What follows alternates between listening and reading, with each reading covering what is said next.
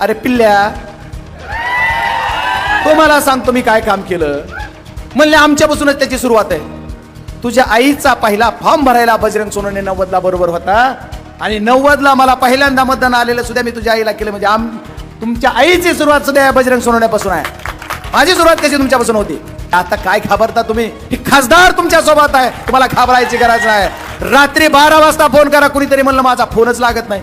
अरे माझा पी झोप आहे, माझ्या जवळच भातसा आहे माझा. मागच्या लोकसभेच्या निवडणुकीला बऱ्याच गावामध्ये, मला तुम्हाला हे सांगायचं की बऱ्याच गावामध्ये आमच्या काही बांधवांना काही समाजकंटकांनी मतदानाला रोखलं. आता जर तुमच्यात हिंमत आहे तर करून दाखवा.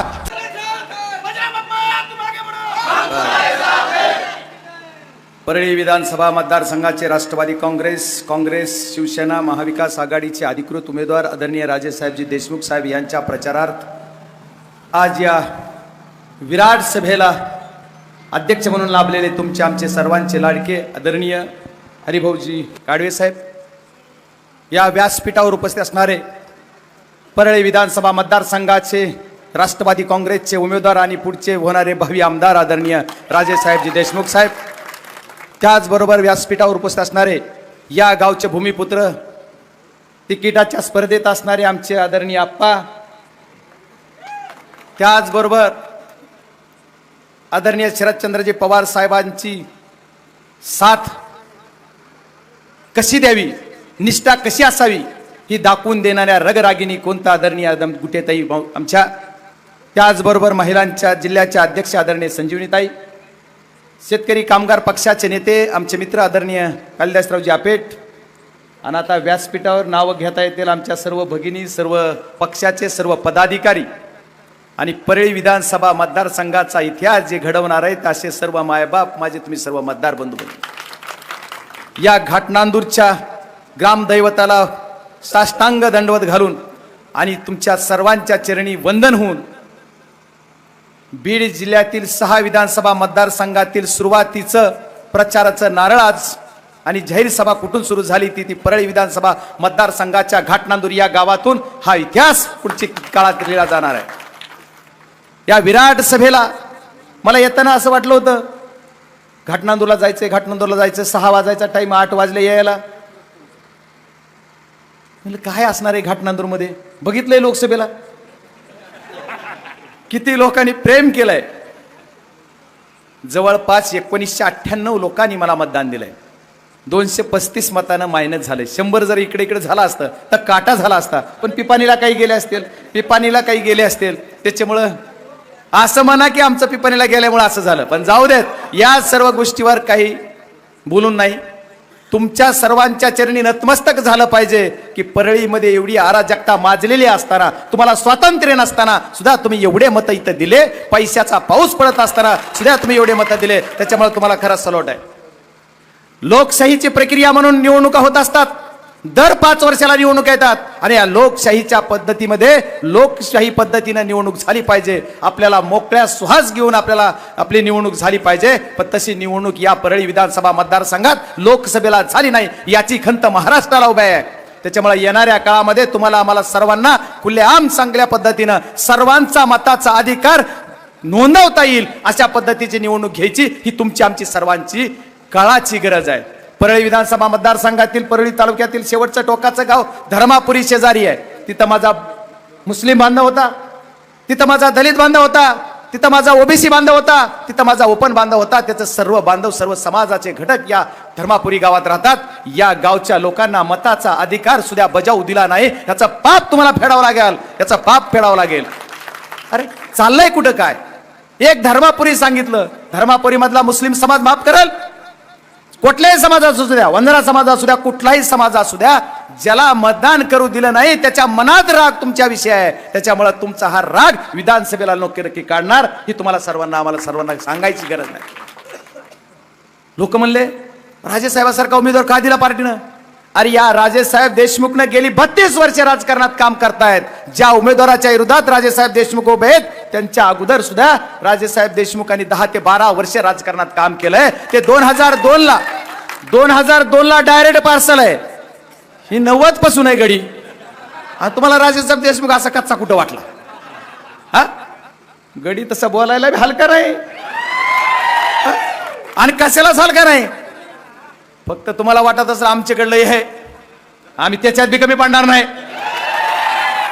काय फक्त एकच आहे की ज्याच्यावर उधळपट्टी केली किंवा करतेत तसल्या गोष्टीला मग राजेसाहेब देशमुख कमी पडेल, तिथं कमी पडेल. बाकी कशात कमी पडेल असं नाही. कामाच्या बाबतीत सुद्धा पट्ट्या जिल्हा परिषदला निवडून आले, शिक्षण आणि आरोग्य कधी नाही तेवढ्या. त्यांच्या अगोदर बी मी एकदा शिक्षण आरोग्य होतो, त्याच्यानंतर बी झालो. माझ्यापेक्षाही दुप्पट शाळेला निधी, दवाखान्याला निधी, कामाचा धडाका. जिल्हा परिषद मध्ये सुद्धा एवढं काम करायचं काम कुणी केलं असेल तर ते राजेसाहेब देशमुखनी केलंय. या सर्व गोष्टी त्याच्यामुळे राजेसाहेब देशमुखांना ग्राउंडवर काम करण्याचा अनुभव आहे. राजेसाहेब देशमुखाला मुंबईत जाऊन बसायचा अनुभव कमी असेल हो, हेलिकॉप्टर मध्ये फिरायचा अनुभव नक्की कमी असेल हो, लोकांचे प्रश्न सोडवण्याचा अनुभव नक्की जास्त आहे. आदरणीय शरदचंद्रजी पवार साहेब या देशाचे नेते, त्यांनी याची निवड केली. उगाच करणारा तो माणूस नाही. आदरणीय शरदचंद्रजी पवार साहेबांनी हा हिरा तुम्हाला दिलाय आणि प्रत्येक वेळेस एकाच लाईनवर चालणाऱ्या मतदारसंघाला कधीतरी वेगळ्या लाईननं चालून एकदा विकासावर आणायचंय. याच्यासाठी विकासाचं राजकारण करण्यासाठी राजेसाहेब देशमुख यांना उमेदवारी आदरणीय पवार साहेब, जयंत पाटील साहेब आणि आमच्या सर्व पार्टीने दिलेली आहे. महाविकास आघाडीचा उमेदवार अगदी ठामपणाने परळीच्या या टोकापासून ते त्या टोकापर्यंत काम करणारा उमेदवार आहे. कुणी म्हणलं की बाहेरचा आहे, कुणी म्हणलं केतचा आहे. केतचा राजसाहेबाचा काय संबंध आहे? यांची सगळी कर्मभूमी, जन्मभूमी जरी माकेगाव असलं तरी सगळं परळीतरीचं गडी. 2014ची निवडणूक लढायची होती, गड्याला 19ची लढायची होती. ह्यांच्या दोघाच्या भांडणात कसं कसं काय काय करून पाहुणे रावळे घालून करून करून दाबलं बसविलं. आम्ही म्हणलं पाहुणे रावळेने दाबलंय, मी बी एक पाहुणाच आहे, जाऊ दे एकदा देऊन टाकू, आणि उमेदवारी राजेसाहेबाला दिली. ठीक आहे. या सर्व गोष्टीतून मला सांगायचं की एकदा दोनदा तीनदा लढूच दिलं नाही की राव ह्यांनीच खेळ वेगळे वेगळे करून. 14ला बी लढू दिलं नाही, 14ला बी वाड्या तांड्या वाजत्या काय काय फोटो बघायचं मी थोडं. 19ला बी तसंच. आता एकदा 24ला आदरणीय शरदचंद्रजी पवार साहेबांनी उमेदवारी दिली आणि तिसऱ्यांदा तुम्हाला उमेदवारी मिळाली. भाऊ तुम्ही नक्कीच आमदार होणार आहे, त्याच्यामुळे काळजी नाही. या सर्व गोष्टीतून आपल्याला आपण ज्या सर्व ताकदीने उभा राहत आहे त्याचं तुमचं कौतुक आहे. मलाही वाटलं होतं मतदारसंघामध्ये की आपल्याला कशी निवडणूक काढायची. लोकसभेचा असा एवढा मोठा फरक या विधानसभा मतदारसंघात आहे, एवढ्या मोठा फरक कसा निघाल. आदरणीय गुटीताईचं कौतुक करल, तुम्हाला सलट करल, तुमच्या चरणी नतमस्तक होईल की कशी रग रागिनी असावी. तर तिकीट कापले 164 गाव या वयाची 63 गाठली असताना मुलासोबत गाव मुलगा मुकामी राहून त्यांनी पक्षाचं काम केलं आणि पक्षासाठी त्यांनी काम करून एवढी मेहनत घेतली. 163 गावात काम केला तरी सुद्धा पक्षानं म्हणले की तुम्ही थांबा. तसाच श्री सावंत आदेश मानून काही दुसऱ्या मिनिटात थांबल्या, मी पक्षाचं काम करणार म्हणल्या. का उगाच सकाळी येते दुपारा तिकीट मागतात आणि संध्याकाळी जातात असं तर नाही. आदरणीय ताई 2008 पासून या पक्षामध्ये काम करतात. 2009ला पण त्यांना निवडणूक लढायची होती, तेव्हापासून आदरणीय पवार साहेबांवर निष्ठा ठेवून आणि मला आज सुद्धा सांगितलं माझ्या शेवटच्या श्वासापर्यंत मी आदरणीय शरदचंद्रजी पवार या माणसासोबत आहे. मला मधल्या काळामध्ये नाही न्याय मिळाला. आदरणीय साहेबांनी दुसऱ्याला जवळ केलं, बाप्पा तुमचाच मित्र होता त्याला लय मोठं केलं. म्हणलं त्या पापात मी बी असल, पण माफ करा. माफ करा म्हणायची गरज नाही, तुम्हीच आम्हाला मोकळं करून काम करायला हवा असं म्हणणारी आमची भगिनी आहे. त्याच्यामुळे त्यांचं खरोखर सलट केला पाहिजे. आणि जातपात काय हो, बजरंग सोरेनं पहिल्या दिवशी विजय झाल्यानंतर सांगितलं सर्व जातीच्या लोकांनी मला मतदान केलं. अशी या बीड जिल्ह्यात एकही जात नाही की त्या जातीनं मला मतदान केलं नाही. अरे मी फक्त 6553 मतांना निवडून आलोय. 4,000 मतं उलटे झाले असते तर काय झालं असतं. त्याच्यामुळे ज्यांनी मला 3,000 तरी त्या तुम्ही जसं म्हणताय असा मी कधी म्हणत नाही. या सर्व जाती धर्माच्या लोकांचा खासदार मी आहे. त्याच्यामुळे मी जातीपातीचं राजकारण करणारा नाही. आमचा पक्ष जातीपातीवर चालत नाही. आमचा पक्ष कशावर चालतो तर विकासावर चालतो, निष्ठा घेऊन चालतो. तर आमचा पक्ष तुमच्या सर्वांच्या ताकदीवर चालतो, तुमच्या सर्वांसाठी काम करतो असं म्हणणारा मी कार्यकर्ता आहे. आदरणीय शरदचंद्रजी पवार साहेब या देशाचं हिमालय एवढं नेतृत्व असताना त्यांनी या मतदारसंघासाठी काय नाही केलं. या मतदारसंघासाठी मंत्रीपद दिलं, या मतदारसंघासाठी विरोधी पक्षापद नेतेपद दिलं. एवढंच नव्हे तर तुम्हाला पालकमंत्रीपद या मतदारसंघाला कुणी दिलं तर ती शरदचंद्रजी पवार साहेबांना दिलं. महाराष्ट्राला या विधानसभा मतदारसंघाच्या प्रतिनिधीची ओळख कुणी दिली तर ती आदरणीय शरदचंद्रजी पवार साहेबांनी दिली. त्या पवार साहेबांच्या पक्षानं तुम्हाला आमदारकी दिली, त्याच्यामुळे तुम्ही मागच्या वेळेस आमदार झालात. आता विधानसभा आहे, लोकसभेचं गणित वेगळं होतं. लोकसभेला वाटायचं अरे ही पडलं तर कोण आहे, तुम्हाला आम्हाला सगळ्याला वाटायचं का नाही. हे गेलं तर आपल्याला काय, तरी सुद्धा 72 लोकांनी आज जे व्हायचं ते होईल म्हणले आमचं, पण ह्यालाच मतदान करायचंय, केलं मी निवडून आलो. अरे आता काय घाबरता तुम्ही, ही खासदार तुमच्या सोबत आहे, तुम्हाला घाबरायची गरज नाही. रात्री 12 वाजता फोन करा, कुणीतरी म्हणलं माझा फोनच लागत नाही. अरे माझा पिये झोप आहे, माझ्या जवळच आहे, भातसा आहे माझा, बायको लेकर घर बार ह्याच्यापेक्षा माझा पियेच जवळ आहे आणि ड्रायव्हर गाडीचा, त्याच्यामुळे माझा फोन 24 तास तेच आहे ना.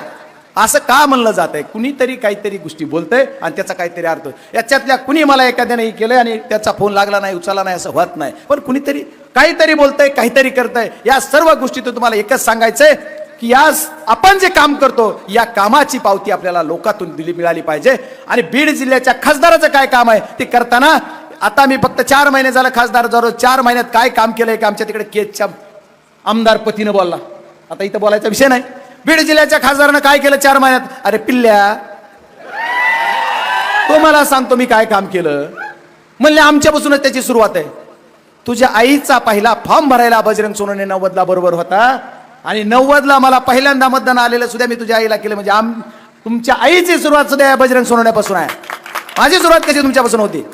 आणि तिथं अशा घटना करतात. म्हणजे या सगळ्या गोष्टीतून सगळ्यांना समजलं पाहिजे की आपण काय पद्धतीनं करायचंय. या मतदारसंघामध्ये विकासावर बोला, विकास तुम्ही काय केला याच्यावर बोला. विमेवर आता बोलले, किती शेतकऱ्यांचं काम केलं. तुम्ही कृषी मंत्री आहात, कृषी मंत्री म्हणून तुम्ही किती काम केलं. कृषी महोत्सव मोठा केला, लोक नाही, शेतकरी नाही, फक्त कार्यकर्ते, भाडेपट्टे, गाड्या मोकळ्या.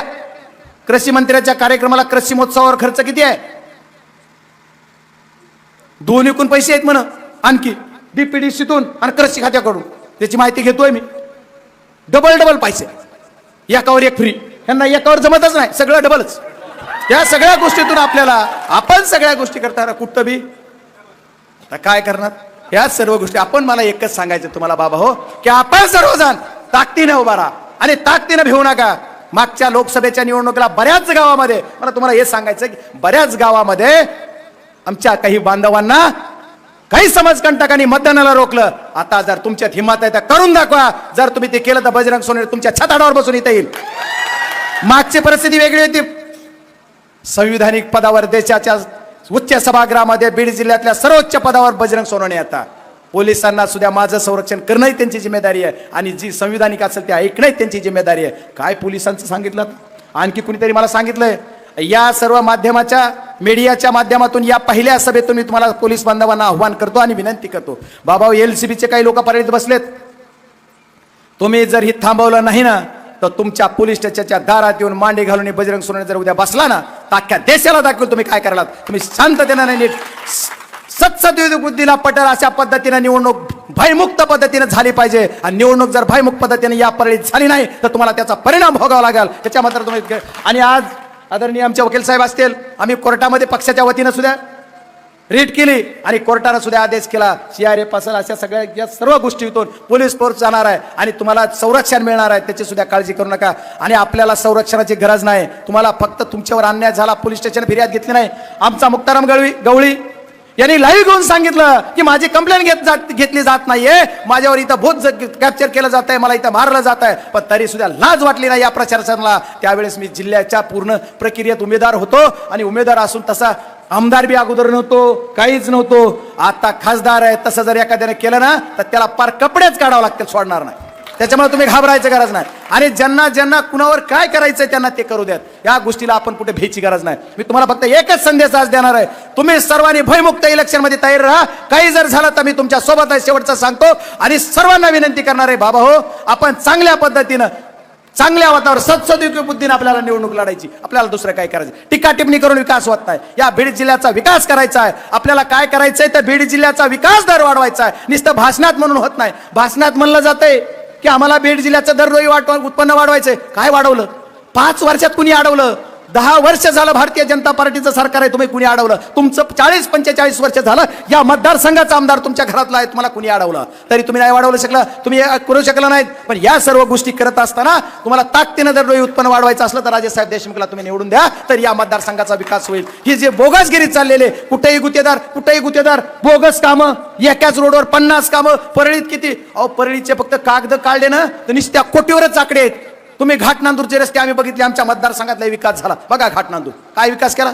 घाटनांदूरकरांना सुद्धा माझी विनंती आहे, 10,000 लोकसंख्येचं एवढं मोठं गाव या अंबाजोगाई तालुक्यातील परळी विधानसभा मतदारसंघात, एवढं मोठी बाजारपेठ आहे. माझेही काही नातलं गीत आहेत. सर्वांना माझी विनंती आहे, एवढ्या मोठ्या गावातून तुम्ही मतदानाचा टक्का वाढवा, मतदान 1 रुपया आपल्याला करून घ्यायचं काम करा. आणि या सर्व गोष्टी करत असताना तुमची सर्वांची जिम्मेदारी आहे की बाबा हो, सर्वांनी एक ना एक मतदान करून घ्या. मतदानाची लढाई आपल्याला जिंकायची. काही गावामध्ये मागच्या वेळेस 5-2 मतं मला झाले, ती परिस्थिती आता राहणार नाही. पालकमंत्री महोदय, तिथं सुद्धा तुम्हाला काही नाही चिंता करू, तिथं सुद्धा लोक आपल्यालाच मत देणार आहेत. तुम्ही आता जातपातीचं कार्ड चालणार नाही, बाकी काहीच होणार नाही. आता मला वेळ लय बोलायचे खूप, पण करू काय, मला वेळेचं बंधन आहे.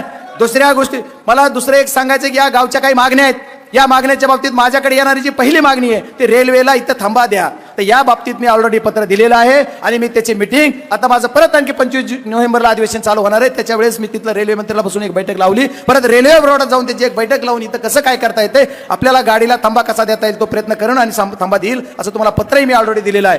मिटिंगही एक घेतली तुमच्या रेल्वे मंत्र्याबरोबर आणि दुसरंही करून दिलं असं तुम्हाला सर्वांना शब्द देतो. पुढच्या काळात आपल्याला बरेच प्रश्न राहिले त्याच्यावर बोलणार आहे, पण तुम्हाला सर्वांना सांगतो भयमुक्तेच्या पद्धतीमध्ये तुम्ही राजकारण इथं करा. तुमच्या बरोबर मी आहे आणि या गावामधून 75% पुढे मतदान झालं पाहिजे आणि त्या मताच्या 80-90% मतदान आपल्याला झालं पाहिजे. जरा वाटू द्या यार, मला 1-2 मतं झालेत काही गावात, तुम्हाला बी वाटू द्या जरा. आपल्या ह्या मतदानाला काहीतरी ह्या उमेदवाराला आपल्याला द्यायचं असं एकदा ठरवा ना. सगळ्या जाती धर्माच्या लोकांनी ठरवा की आपल्याला या उमेदवाराला एकदा तसं करायचंय. का नाही होत? सर्वांनी मनावर घेतलं तर होत आहे. मुस्लिम समाजाची सुद्धा मागणी आहे शादीखान्याच्या बाबतीत. बजरंग सोनवणे त्याच्या फंडातून शादीखाना देईल असा शब्द तुम्हाला सर्वांना देतो. मुस्लिम समाजासाठी एक नावावर जमीन घेण्याचा विषय, त्याच्या संदर्भात माझ्याकडे विषय आला तो सुद्धा मी प्रामुख्याने पाळेल आणि त्या जमिनीचा सुद्धा तुमचा विषय मार्गी लावाल असा शब्द देतो. लवकरात लवकर लावू. ही इलेक्शनचा विषय नाहीये, समाज बांधवाचा विषय तो मी करेल असं तुम्हाला सर्वांना विनंती करणार आहे. बाबा हो, तुमची सर्वांची जिम्मेदारी. आजची सभा झाली की नाही, आजची एवढी विराट सभा बघून आपण साधी सभा लावली बैठक एक, आणि बैठकीचं एवढे विशाल आणि विराट सभेत रूपांतर झालं. मला तर कमालच वाटतं. अरे मला वाटलं जमतेल का नाही लोक. एवढा लोकांचा रोष आणि एवढ्या लोकांचा उत्साह जर बघितला तर पालकमंत्री महोदय, मी जर तुमच्या जागेवर असतो ना तो उभाच राहिला नसतो. तुम्हाला फक्त खोटं नाटक करूनच निवडून यायचंय. ही तुमचं खोटं नाटक चालणार नाही आणि बीड जिल्ह्यातील परळीची जनता आता खोटं नाटक खपवून घेणार नाही. मी तुम्हाला सर्वांना विनंती करणार आहे, महाविकास आघाडीचा अधिकृत उमेदवार आपल्याला ज्यांचं चिन्ह आहे तुतारी वाजवणारा माणूस, तुतारी वाजवणारा माणूस, तुतारी नाही आता तुतारी नाव गेलं, ट्रम्पेट आलं, पण तुतारी वाजवणारा माणूस या निशाणीवर आपलं अमूल्य मतदान देऊन तुम्ही राजेसाहेब देशमुख यांना मुंबईला पाठवा आणि आमची शान वाढवा एवढी विनंती करतो. खूप